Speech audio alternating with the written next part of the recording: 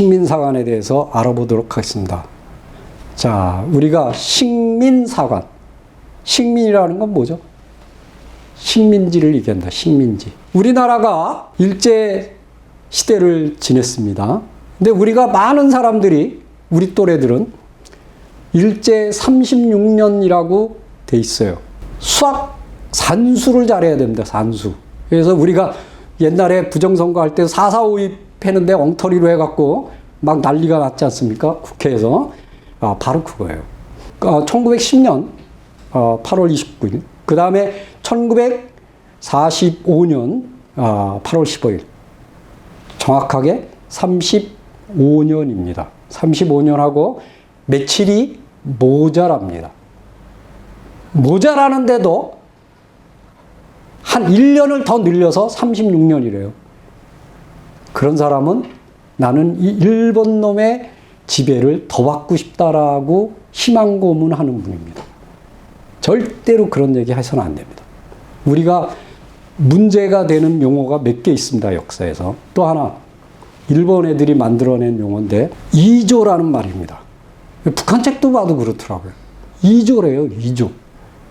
좀 아까도 이렇게 보니까 단재 선생님도 이조라고 뭐 잘못 쓰고 있는 경우도 있는데 아니에요. 조선입니다. 그러면 왕시고려네요. 예? 그쵸? 이조니까. 왕고. 우리가 왕고려 이렇게 부르진 않지 않습니까? 근데 조선만 유독이 그 이조라고 불러요. 그건 왜 그러냐면 조선이 망한 후에 거기를 이왕직이라고 불렀어요. 그래서 그런 겁니다. 이들은 우리나라를 잘 다스리기 위해서 식민 통치를 하기 위해서 만들어낸 사관이 뭐냐면 식민사관입니다. 이 식민사관의 기조에는 뭐가 깔려있냐? 니네들은 병신이다. 니네들은 모 같은 민족이다. 어떻게 해서든지 끌어내리고 깎아내리고 흠집을 내야 돼요. 우리가 다른 나라를 다스려도 마찬가지일 겁니다. 이들은 철저하게, 심지어는 우리의 성도 없애려고 해서 창씨개명하려고 했죠. 예, 아예 씨를 말려버리려고 그랬어요. 자, 일본은 우리가 다스렸던 나라입니다. 예, 백제가 다스렸죠. 그런데 명치유신 이후에 근대화를 최초로 일으켰어요. 동아시아 세계에서. 제일 먼저 깨어난 거죠. 그 다음에 정한론, 이제 힘이 생기니까 조선을 치자. 그러면서 뭐냐면 그 당시에 이제 서구라파에 풍미했던 게 뭐냐면 랑케이 실증사관이라는 겁니다. 이거를 도입했어요. 이 랑케이 실증사관은 나중에 이제 나치도 이용해 먹는데 이게 뭐냐면 게르만 민족의 우수성을 이렇게 이제 구축하기 위해서 이제 이 도입한 이게 뭐냐면 문헌고증주의입니다. 이제 뭐 나중에 조금 더 설명을 해드리겠습니다만 그 뒤에 거는 이제 아까 설명드렸어요. 이스라엘하고 몽골에 대해서. 자, 이들이 이제 벌린 게 뭐냐면 첫 번째는 반도사관입니다. 무슨 얘기를 하냐면 니네는 중국이라는 거대한 대륙에 붙어 있는 조그만 반도다. 그렇기 때문에 니네는 별 볼 일이 없다. 독창적인 문화가 안 나온다. 고로 요게 이제 가장 현대판이 뭐냐면 기마민족설입니다. 에가미나미오의 기마민족설. 이건 무슨 얘기냐면 저 기마민족들이 한국을 거쳐서 그냥 거쳐서라는 건 그냥 지나가서 일본으로 와서 일본을 건국했다. 이렇게 된 거예요. 그러니까 일본은 본토고 한국은 그냥 지나온 그 길바닥이다. 이렇게 생각하는 거예요. 요게 에가미나미오의 기마민족설. 아주 교묘한 전술이죠. 근데 천만의 말씀입니다. 여기에 대해서 반박한 분이 있는데 박종홍이라는 철학자입니다. 서울대 교수인데 그분이 그 한국인에 대해서 설명을 하면서 우리 어릴 때 교과서에 나온 겁니다. 뭐라고 되어 있냐면 그리스가 반도다. 로마도 반도했지 않냐. 그런데 지중해 세계를 지배했지 않냐. 반도라는 것은 도리어 문화를 꽃피운 것이다. 고로 이 한반도도 문화의 핵이다. 그분은 무슨 얘기를 하냐면 중국이라는 얘기는 중국은 땅덩어리가 너무 넓어서 엑기스가 나올 수가 없다. 그래서 용광로다. 문화의 용광로다. 그럼 그걸 당금질하는 데는 어디냐? 엑기스가. 그게 한반도다. 여기서 진액이 딱 나오면은 그 진액이 한 방울 툭 튄 게 뭐냐? 일본의 문화다. 그러니까 개평이죠. 개평으로. 그러니까 비아냥거리지 말아요, 이거예요. 우리가 반도라고 우습게 보지 말아요. 도리어 반도가 핵이다라는 거죠. 그래서 전에 보면은 제 친구인 그 윤명철 교수가 아주 멋있는 발상을 했습니다. 여러분들이 세계 지도를 거꾸로 놓고 한번 보세요. 나도 그거 보고서 깜짝 놀랐어요. 이 친구가 지도를 확 돌리더라고요. 딱 보니까, 진짜 핵이에요. 그래서 이제 그 친구가 늘 주장하는 게 동아 지중해론이다. 우리 민족은 지중해의 핵이다. 이렇게 튀어나와 있으니까 바로 그리스나 로마하고 똑같다는 거예요. 자, 두 번째 우리를 흠질내는데 무슨 얘기를 하냐면, 니네는 만주를 다스린 게 아니다. 니네가 무슨 힘이 있어서 별 볼 일 없는 민족이. 만주와 조선은 별개다. 그래서 분리 작업을 해요. 그래서 발해사를 첫 번째로 끊어냅니다. 왜? 김부식이가 발해사를 안 썼으니까. 잘 끊어지죠? 왜? 발해사를 처음으로 쓴 분은 발해사를 청나라 때 김육불이라는 대학자입니다. 자, 그리고 우리나라에서 쓴 분은 누구냐? 유득공이에요. 실학자. 자, 그래갖고 발해가 끊어졌어요. 근데 이게 안 끊어지는 게 있어요. 뭐냐? 고구려예요, 고구려. 고구려는 만주를 갖고 있었는데, 평양에도 천도를 했거든요. 그래서 이 작전은 아마 반 토막은 성공했고, 반은 고구려 때문에 실패한 겁니다. 그 다음에 이제 타율성론입니다. 타율성론. 이건 뭐냐면, 자, 고조선을 신화로 만들었어요. 조작해갖고 신화로 만들었어요. 날라갔죠? 그럼 고조선이 날라간 다음에는 뭐가 남죠? 기자조선이 남습니다. 그 다음이 위만조선이 남아요. 그 다음에 남는 게 한사군이에요. 근데 기자는 어디서 오셨죠? 중국에서 왔어요. 위만이 어디서 왔죠? 중국에서 왔어요. 한사군은 누가 설치했죠? 중국이 설치했어요. 그러다 보니까 다 중국인이에요. 고로 일본인들이 얘기하는 거는 봐라. 니네 민족은 니네 고유의 게 없고 다 중국인들이 처음부터 이렇게 개발해 준 거 아니냐. 그러니까 니네는 스스로 일어날 수 있는 민족이 못 된다. 즉 남이 해줘야 알아듣는 민족이다. 그게 타율성론입니다. 아주 무서운 사상이에요. 네. 자, 그 다음에 지금도 이거를 그대로 가지고 있습니다. 자, 정체성론. 자, 니네는 지금도 이런 얘기를 합니다. 요새 이제 새로운 친일파들이 생기는데, 전번에 어떤 교수가 이제 난리가 났었죠. 그 친구 얘기가 뭐냐면, 우리는 근대화할 여력이 못 된다. 그 일본이 근대화를 시켜줬다. 그래서 옛날에 우리 어릴 때, 이 일본인들이 김포공항, 그때는 김포공항이죠. 김포공항에서 딱 내리면은 택시를 타고 어디로 가자 그러냐면 제1한강교를 건너자 그래요. 네, 인도교죠. 거기를 딱 건너면은 그 인도교를 누가 만들었죠? 일본인들이 만들었어요. 자, 한강을 건너는 첫 번째 다리, 1호죠. 그 다음에 쭉 어디로 가자라는 중앙청으로 가자 그래요. 지금은 사라졌지만. 그 경복궁을 헐고 거기다가 일본인들이 조선 총독부를 지은 게 중앙청이죠. 예, 중앙청으로 우리가 사용을 했어요. 정부 청사로. 글로 가는 거예요. 그러면서 뭐냐면, 봐. 우리가 이렇게 니네들한테 혜택을 베풀어 줬잖아. 우리가 이렇게 근대화를 시킨 거야. 그리고 일본인들이 해방이 돼서 도망가면서 한 얘기가 있어요. 우리가 다시 돌아올 것이다. 우리 선배가 얘기해 주더라고요.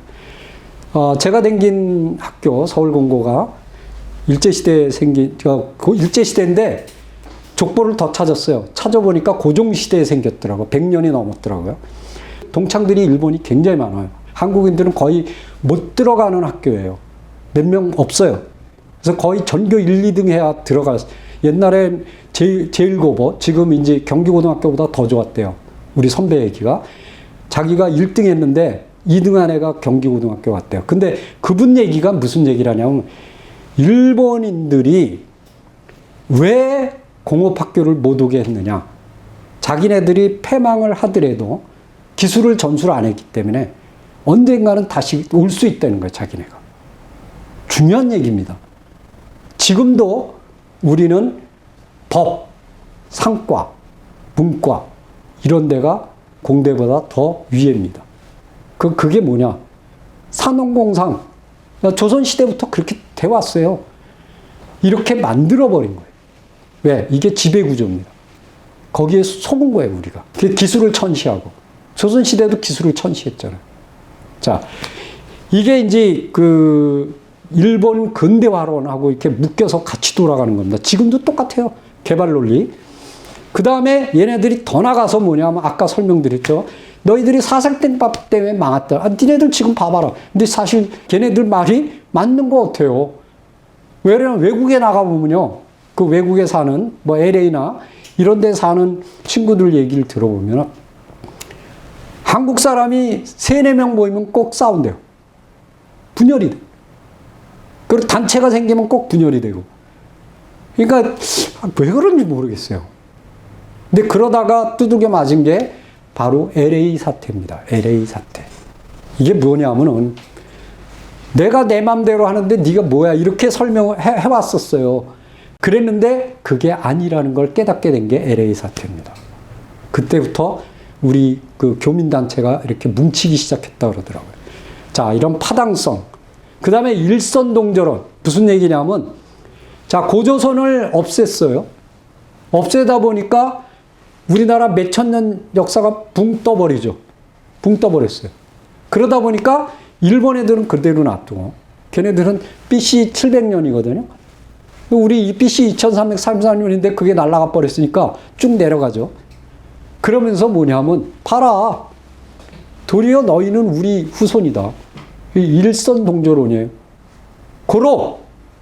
니네 성도 다 바꿔. 없애. 그 일본식으로 다 바꾸는 거예요, 성을.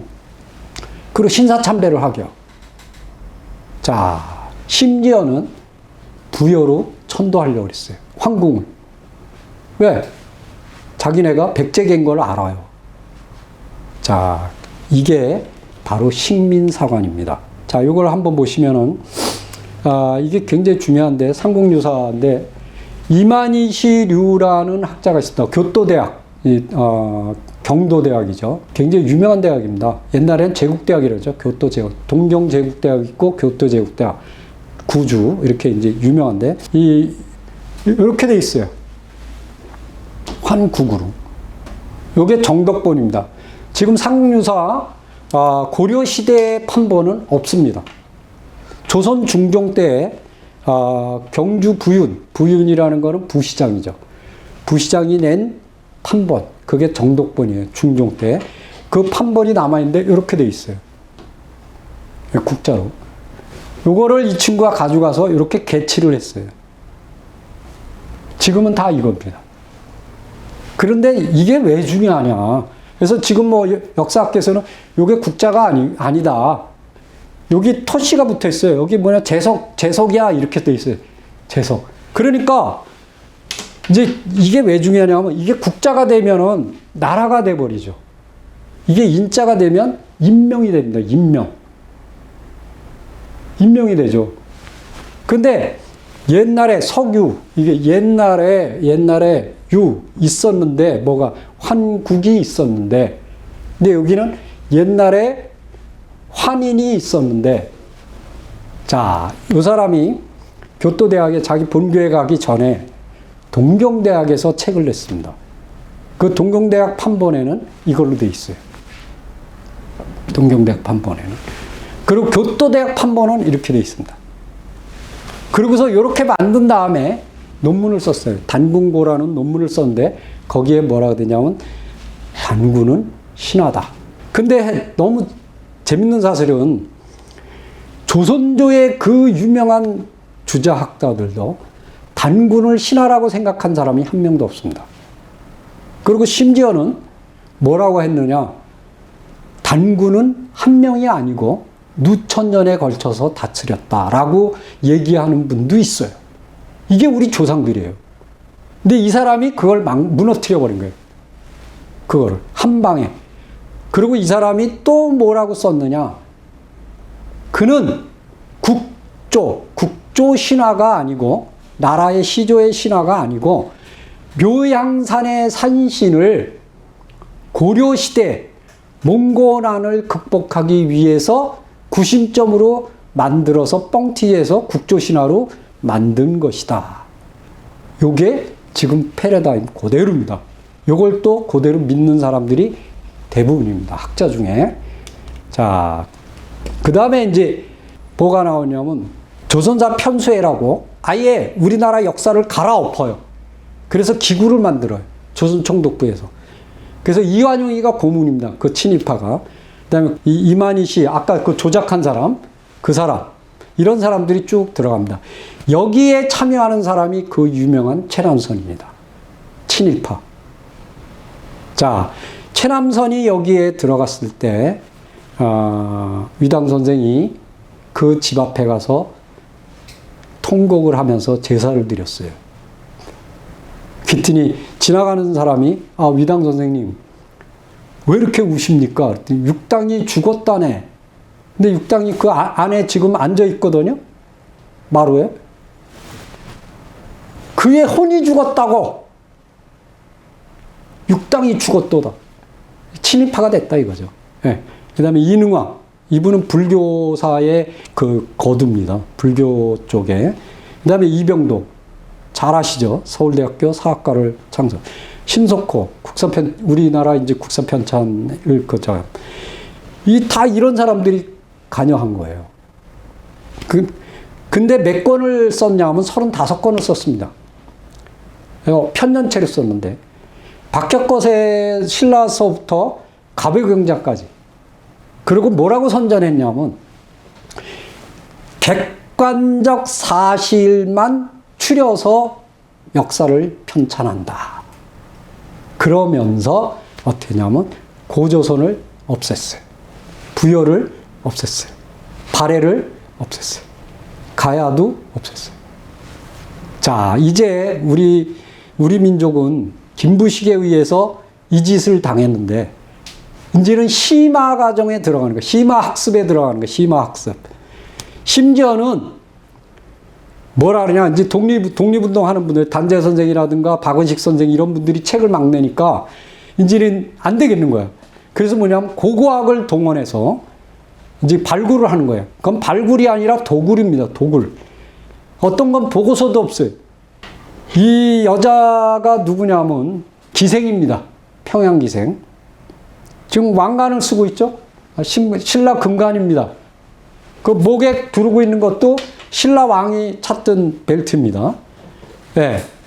그런데 이걸 입혀놓고 사진을 찍고 술을 먹었어요. 얼마나 비참한 사실입니까? 자, 이렇게 지네들이 아주 객관적으로 이렇게 한다고 내비치면서, 이게 뭐냐면 랑케사학의 실증주의. 굉장히 객관적인 척하면서 조작을 가한 거예요. 위장전술이죠. 최고의 가짜뉴스를 대량 생산하고 그걸 픽스시킨 겁니다. 그걸 갖고 이 백성들을, 한민족들을 머릿속에 집어넣은 겁니다. 지금도 우리 머릿속에 잔재되어 있어요. 나아가서 만주를 먹기 위해서 만주 철도 부설권이라는 걸 얻습니다. 이거를 뭐냐? 우리가 이 백두산 정계비에 올라가면 뭐라고 되어 있냐면 동토문 서암록이라고 되어 있어요. 이건 나중에 시간이 될지 안 될지 모르겠는데, 토문강은요 두만강이 아닙니다. 송화강으로 들어가요. 제가 그걸 찾으려고 옛날에 맨 처음에 그 백두산에 갔을 때 북한 쪽으로 걸어가다가 걸렸어요. 그 중국 이 위병한테 걸려갖고 왜 여기 왔냐 그래서 저기 좀 가보려는데 안 된다고 쫓겨났는데, 거기가 어떻게 되냐면 지금 장백폭포가 이제 흘러내립니다. 비룡폭포라고 그러는데 거기는 이도백화예요. 근데 그 위로 또 흐르는 게 있어요. 이렇게 물줄기가 이렇게 돼 있는데 여기가 2도백화, 3도백화, 4도백화, 5도백화 이렇게 돼 있어요. 이 5도백화가 토문강입니다. 그래서 거기에 전개비를 딱 꽂아놨어요. 그랬는데 고종시대에 와서 다시 이제 그 영토 문제가 생겼어요. 그래서 이중하라는 분이 올라가서 그걸 이제 단판을 짓는데 계속 그거를 주장하면서 거기에 이렇게 이제 돌더미를 이렇게 쌓아놨거든요. 왜냐면 거기는 오도백화는 물이 안 흘러요. 왜냐면 건천이에요. 비가 올 때만 흘러요. 그래서 거기다 양쪽에다 이렇게 쌓아놨는데 봐라 여기 이렇게 쌓아놨지 않냐. 표시해놨지 않냐. 그 쫓아내려가니까 송화강으로 들어가는 거예요. 만약에 송화강으로 들어가면 만주의 반이 우리께 돼요. 그래서 간도라 그러는 거예요. 그래서 이중하라는 분이 내 목을 쳐라. 우리의 영토를 단 한 치도 내줄 수 없다. 라고 강경하게 버텼습니다. 그러다 보니까 고종한테 압력을 넣어서 이 사람은 잘라라. 그래갖고 다른 사람으로 교체가 되는 겁니다. 그분들은 그런 기계가 없기 때문에 눌려가지고 중국의 얘기를 듣고 도문, 그래서 우리 지금도 도문이라는 데가 있지 않습니까? 그게 두만강이거든. 그 토문이다. 청나라가 계속 우격다짐을 해서 지금의 두만강으로 픽스가 된 겁니다. 이게 이제 만주에 대해 얽힌 얘기인데, 이러한 만주 영유권에 대한 문제가 해결이 안 돼 있었거든요.